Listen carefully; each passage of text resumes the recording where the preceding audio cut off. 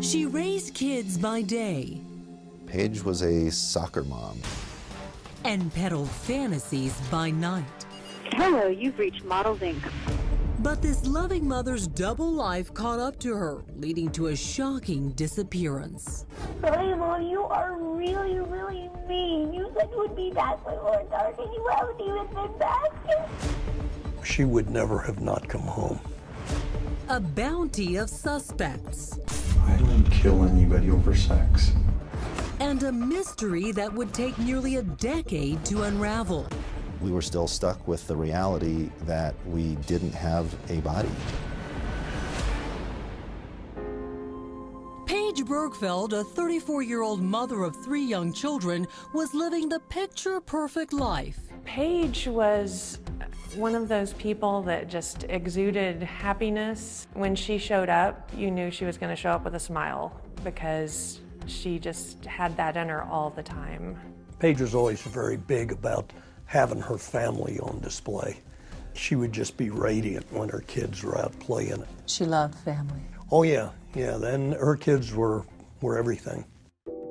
Her husband, Rob Dixon, came from a wealthy family, and settling in Grand Junction, Colorado, Paige enjoyed a caviar life in a corn dog town. He was wealthy, so they bought the house in Grand Junction and then added to it.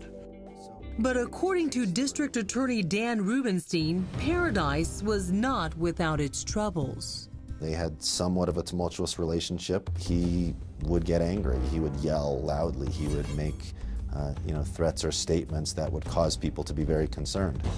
As the couple's finances grew more strained, Paige's father, Frank, was concerned for his daughter's safety. Dixon is a person that's kind of two personalities. We think of him as good Rob and bad Rob. And at the first part, it was 100% good Rob. And I think as his financial situation deteriorated, we saw a lot more of bad Rob. She had told me she was very concerned about something bad happening. In October of 2004, Paige made a distressing 911 call. 911, where's your emergency? My husband and I were in a fight. He wanted the children to stay with him, and he said that I would come home and find them all murdered. What's your name, ma'am? Paige Dixon. The situation was diffused by police and no charges were filed against Rob. But a year later, Paige placed a second call claiming physical abuse. After the second incident, I set up a bank account. It was getaway money. I wanted her to be able to pick up and leave with the kids if she needed to. After 8 years of marriage, Paige and Dixon divorced. But now she faced the burden of maintaining that luxurious lifestyle on her own. Paige was enormously entrepreneurial. She started out by setting up this little series of dance studios for kids. She called it Brain Dance. And then she went into Pampered Chef and was taking trips for awards, so she looked like she was doing well there. She had another business where she was selling these slings for nursing mothers. So she was cobbling together things. She was one of those people that could juggle an incredibly full life and yet still be there with her children. She had a pretty nice house, I think 4,000 or plus square foot house, and her 3 kids slept in her bed with her every night. That's really who she was. She had quietly begun a romance with her first husband, Ron Beigler, a high school sweetheart she briefly married after graduation. He was the first big love. Ron and Paige kept in touch and started rekindling their relationship. Beigler lived 250 miles away in Denver, so the two arranged to meet halfway at a rest stop in the town of Eagle.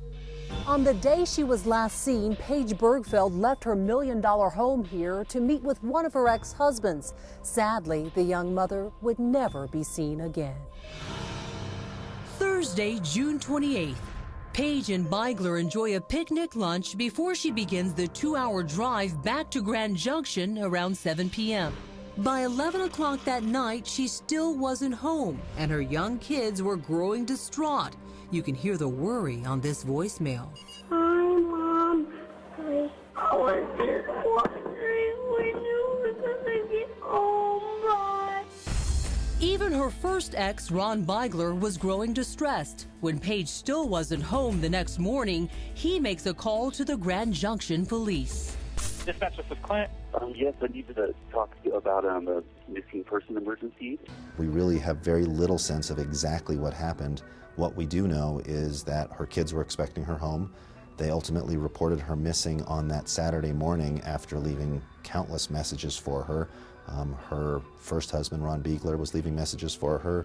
Hey, Mom, you are really, really mean. You said you would be back by 4:30, and you haven't even been back yet. We're really helping you. Please call back quickly. Frank gets a call he can still remember as if it were yesterday. And he said, "Are you Paige Bergfeld's dad?" And I said, "Yes, I am." And then he said, "Did you know she's missing?" And I said, "If she didn't come home, even a night, you're dealing with a crime. This isn't a missing persons matter. This is a crime." Paige is 7:20 on Saturday. Give me a call on my cell phone. Stat by. She would never have not come home. There was nothing ever in her life that would cause her to just pack up and leave her kids at home. They meant so much to her. We never assume that's going to happen, and we never assume it's going to be me. Police Investigation 101. Start looking at those closest to Paige. Everyone's a suspect, and ex-husbands immediately are right up there.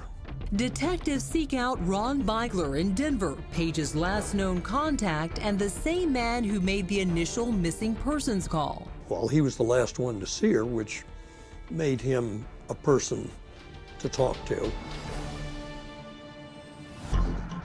Phone records indicate he and Paige called each other on the drive home, with Beigler's phone pinging cell towers in Denver, 250 miles away. The last call was made by Paige at approximately 9 p.m., saying that she was pulling into Grand Junction. And that was the last phone call she ever made. Her first ex is quickly eliminated.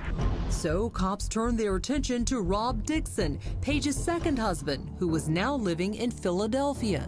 A lot of people thought that Rob was the most likely suspect just because their breakup was not the most amicable. What was their breakup like? There was a misdemeanor domestic violence case reported. You know, I think that sort of volatility led a lot of people to think that he was part of this. The last time Paige's close friend Barbara Campbell saw her, Paige confided that she had an ominous feeling. She was really upset with something, and she was worried because she felt that something bad was about to happen. Paige Bergfeld, a mother of 3 young children, is missing. Police want to speak with her embattled ex-husband, Rob Dixon, a man accused of domestic violence before their divorce. You know, a lot of the leads that we got were related to him just because their breakup was not the most amicable. But Dixon was also one of those making distress calls to Paige's phone. Paige, if you get this, please call somebody. Please come home. Please tell us that you're all right. Everybody's worried about you. Everybody's looking for you. Please, Paige, let us know that you're okay. Police quickly confirmed that Dixon was in Philadelphia during the time of her disappearance. So what and who was Paige so afraid of?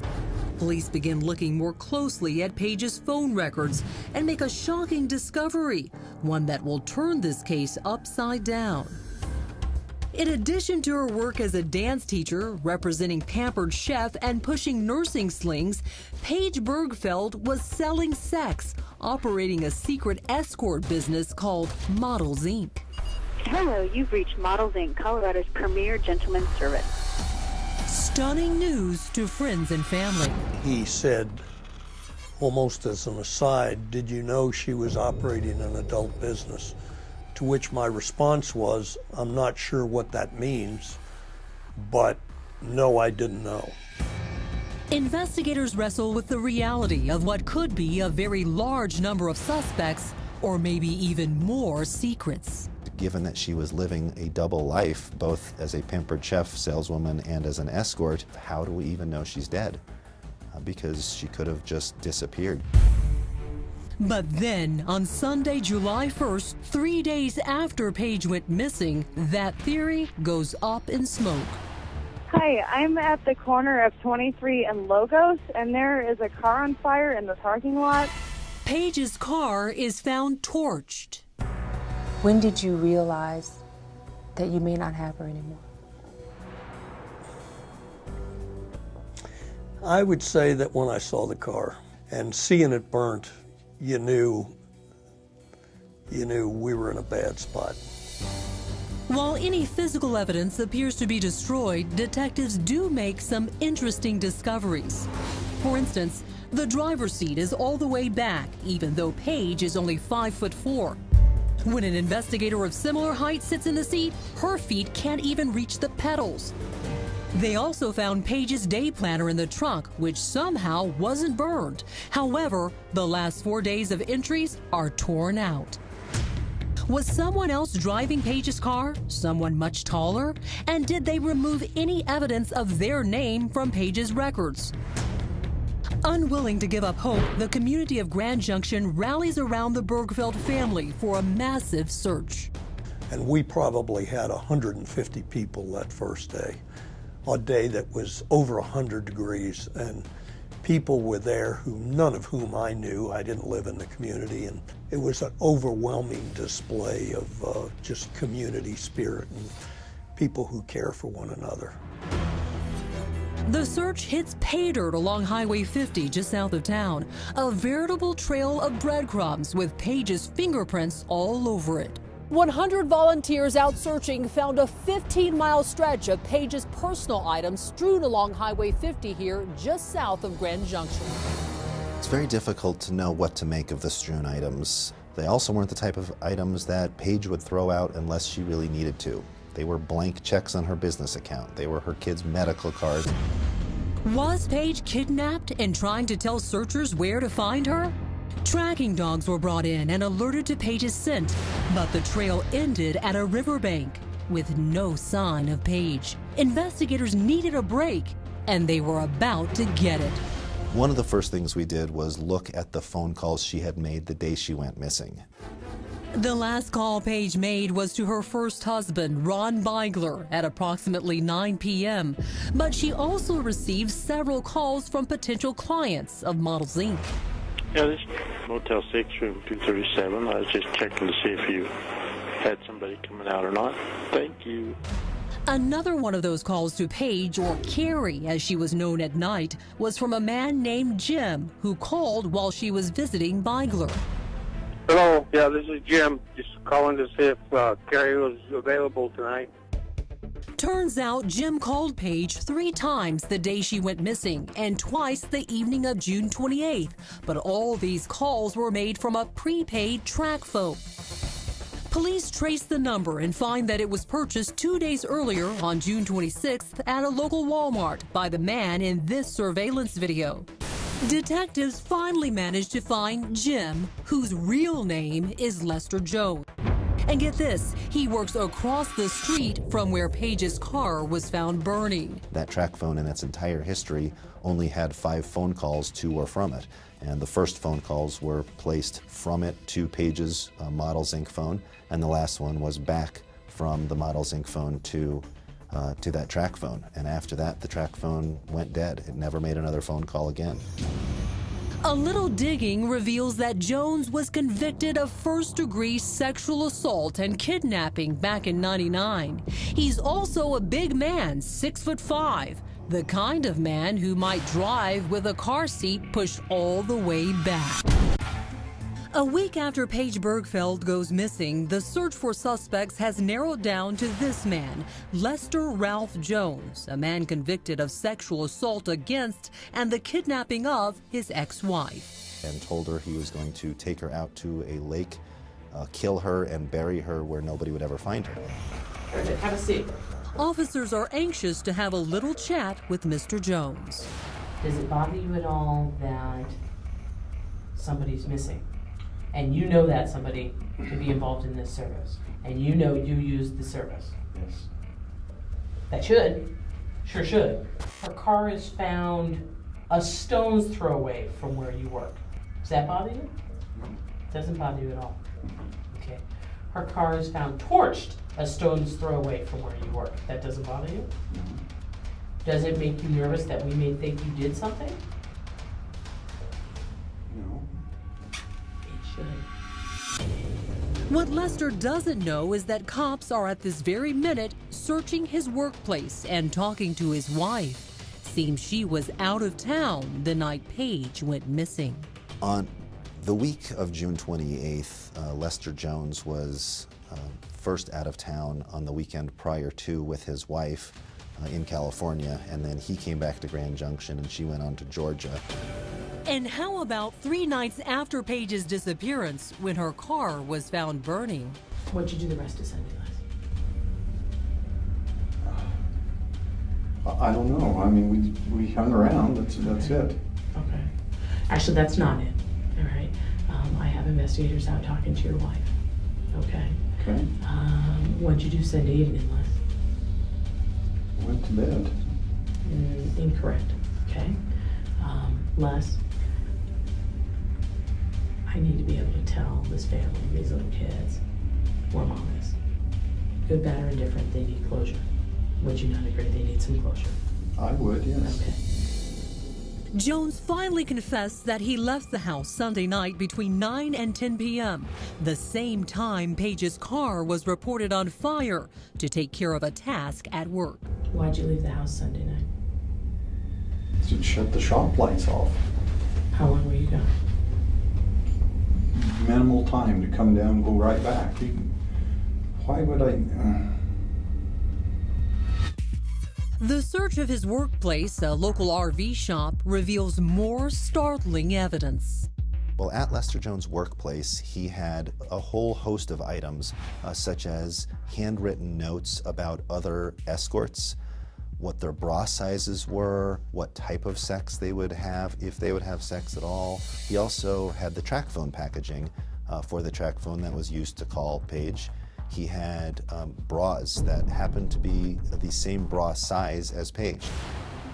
Other suspicious items include a stash of Viagra, 2 male wigs, and a food scale from Pampered Chef, Paige's employer.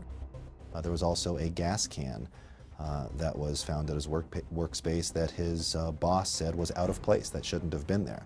And that space is located about 500 yards from where that car was found burning. Yet during a second interrogation, Jones continues to deny any wrongdoing. I never met Paige.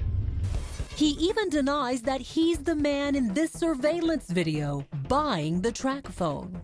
I know for a fact you were meeting Models Incorporated because you called and set an appointment with that track phone. No, sir. Yes. Explain to me why the track phone is in your trash at your workspace. I have no clue why it's in there.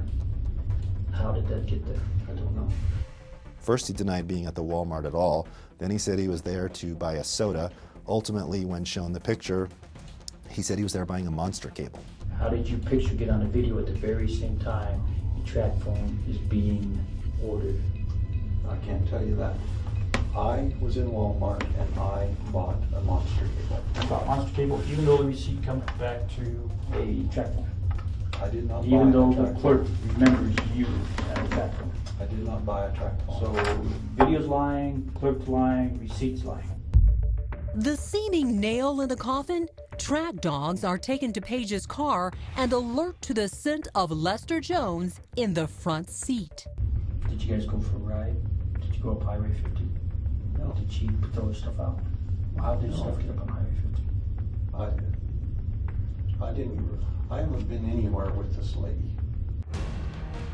So much evidence, yet no definitive proof that Lester Jones was responsible for Paige Bergfeld's disappearance. Now, everybody who knew her knew that she was a very devoted mother and knew that there is no way she would ever leave her kids. But convincing 12 people beyond a reasonable doubt at a jury trial that she's deceased and that we have the right person was just too much of a challenge. This 34-year-old mother and part-time escort went missing in 2007. Nearly 5 years later, there was still no arrest in her disappearance, although police had a strong belief that Lester Ralph Jones was their man. I didn't touch Paige. I did not kill her. I have not hurt her. They had suspicious items at Jones's workplace. They had Paige's torch sedan across the street from his job. They had surveillance footage and phone records that showed Jones was the last one to contact Paige on a prepaid phone that no longer exists. Yet there was one key piece of evidence that left this convicted felon free. The absence of the body certainly muddies that water. In the spring of 2012, that muddy water finally gave up its secret. A hiker was exploring a dry creek bed 60 miles south of where searchers had found a trail of clues laid out like breadcrumbs. Paige's personal items such as checkbooks and clothing scattered along Highway 50. A hiker in the Wells Gulch area just happened by a human skull, and when they unearthed it, it had duct tape that was sort of around the jawline area and around the back of the head. A team of forensic examiners soon find more bones strewn across a mile stretch of the creek, and they quickly determine that they do indeed belong to Paige Bergfeld. Even after all this time, it's a devastating blow. I would tell you without a doubt, a piece of me, I mean, in terms of my emotions, a piece of me is missing. Part of my life is gone. There was no possibility of having her in my life again. For prosecutor Dan Rubenstein, the crime scene paints a gruesome yet incomplete picture. The reality is we don't know exactly how Paige died. What we do know is that she was kidnapped, and we know that because of the items that were strewn down Highway 50, and we know that because of the duct tape. You don't duct tape a person who's already deceased, and ultimately, through a mountain of circumstantial evidence, we're able to determine that Lester Jones was the only person who could have done it. After years of not knowing, Paige's family was finally able to look at her accused killer in the eyes at his trial, but the jury was about to surprise everyone. In September of 2016, Jones catches another break. Believe it or not, it looks as if he may walk free again. It's a hung jury 9-3 in favor of guilt.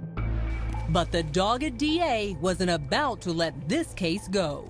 I think a lot of DAs with a less spunk and backbone would have said, you know, well, why don't we wait and see if some new evidence comes in and duck the case.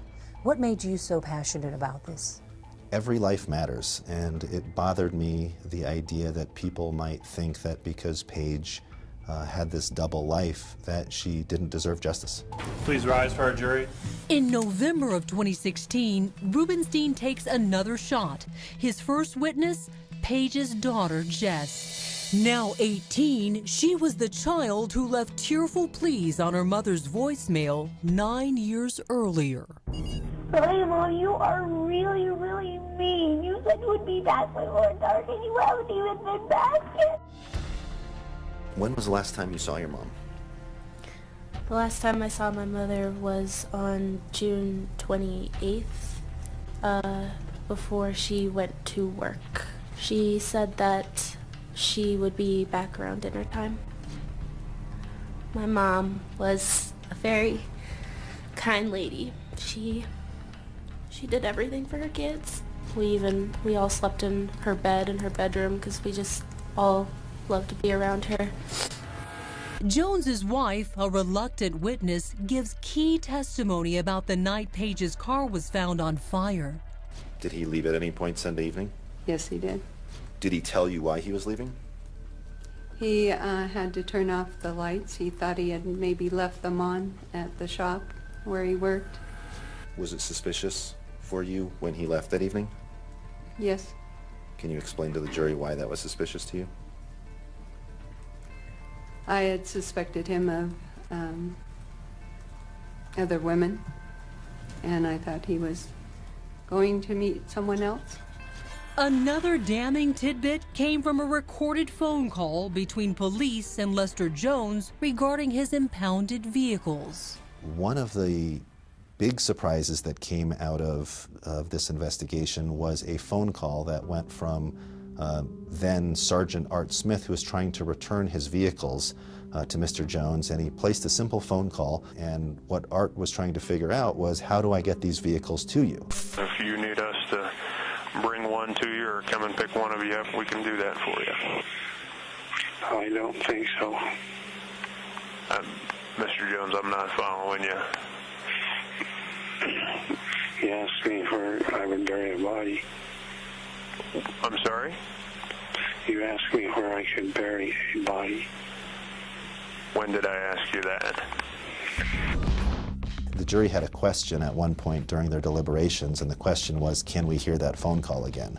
And when the closing came, I thought there was no doubt that Lester Ralph Jones murdered my daughter. And I've been informed by the bailiff that our jury has reached a verdict. After 5 weeks, the moment Frank Bergfeld has been waiting 9.5 years for. Jury verdict, count number 1, charge of murder in the first degree, felony murder. We, the jury, find the defendant, Lester Ralph Jones, guilty of count 1, murder in the first degree. The sentencing is just as satisfying. Life in prison. It was unbelievable elation that he was really going to take the blame for this and that we had an answer. I'd say this is a life that God put on the earth that he absolutely wasted. And frankly, it would have been better if they had skipped his name when God decided who to place on earth. He has contributed nothing, and all he is a burden on society. It really was, a case that took many, many years to put together. The highlight of being around Paige was seeing how radiant she would be around her children. When I'm around her children, I feel this elation, but then it's like checked, because I realized she isn't here to appreciate it.